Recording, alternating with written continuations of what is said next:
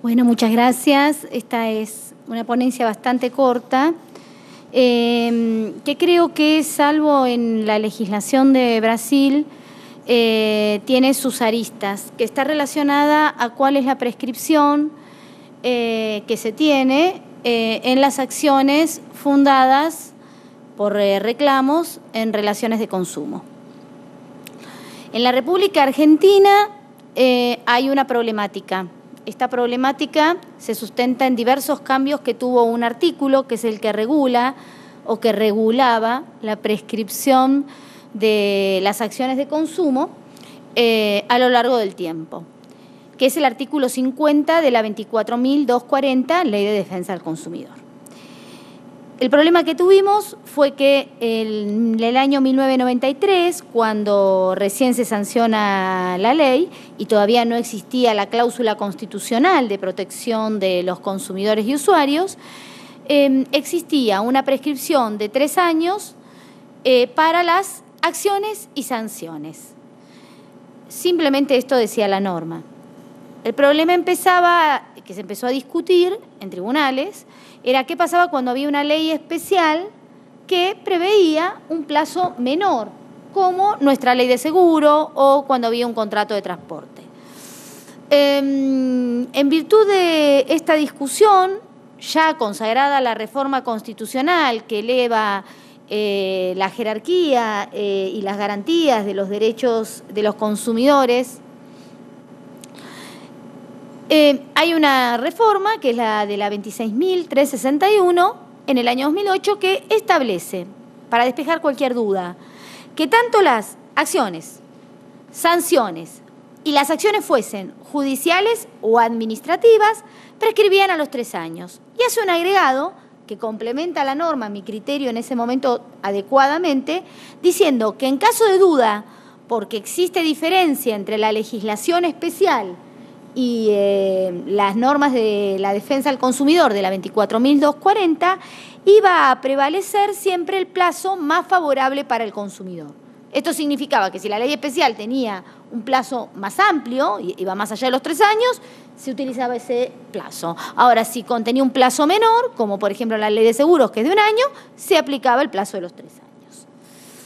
El gran problema que tenemos en la actualidad es que cuando se hizo la reforma del Código Civil y Comercial, en el anexo se reforman 3 normas.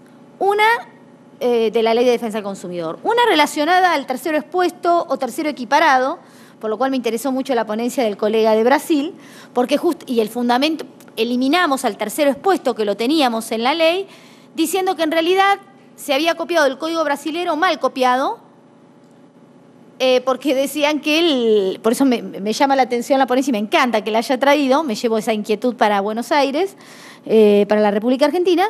Decían, bueno, está mal copiado el Código brasilero porque el tercero expuesto es solo para cuando existe cláusula abusiva. Y entonces sacaron al tercero expuesto. Y la otra reforma que se hizo de la Ley de Defensa del Consumidor fue en relación a la prescripción. ¿Y qué se dice? ¿Qué dice ahora la norma? La norma ahora dice: las sanciones previstas en la presente ley prescriben a los 3 años. Punto. Las sanciones, no las acciones. Entonces ya empezamos, porque la ley 24.240 prevé sanciones que puede aplicar la autoridad administrativa y prevé acciones que se plantean, algunas administrativamente y la gran mayoría en el ámbito judicial. Y saca también el precepto de que en caso de duda, el indubio pro consumidor que expresamente estaba. Entonces ahora nos encontramos con que los tribunales están desorientados. Y empezamos a analizar cuál es la naturaleza de la acción subyacente en cada reclamo. Y ahí empiezan las incongruencias. Porque, ¿qué ocurre? Si nosotros hacemos un reclamo por una acción de responsabilidad hacia el proveedor, vamos a aplicar la norma del 2561 que establece que el plazo es de 3 años. Pero porque regula el 2561 del Código Civil y Comercial las acciones de responsabilidad. Ahora, si vamos a trabajar sobre una cláusula que es abusiva, parecido a lo que decía Federico Torrealba, nosotros también tenemos un sistema que ante la nulidad absoluta, las cláusulas abusivas son consideradas de nulidad absoluta, hay imprescriptibilidad de los plazos. Esto lo dice el 386 del Código Civil y Comercial.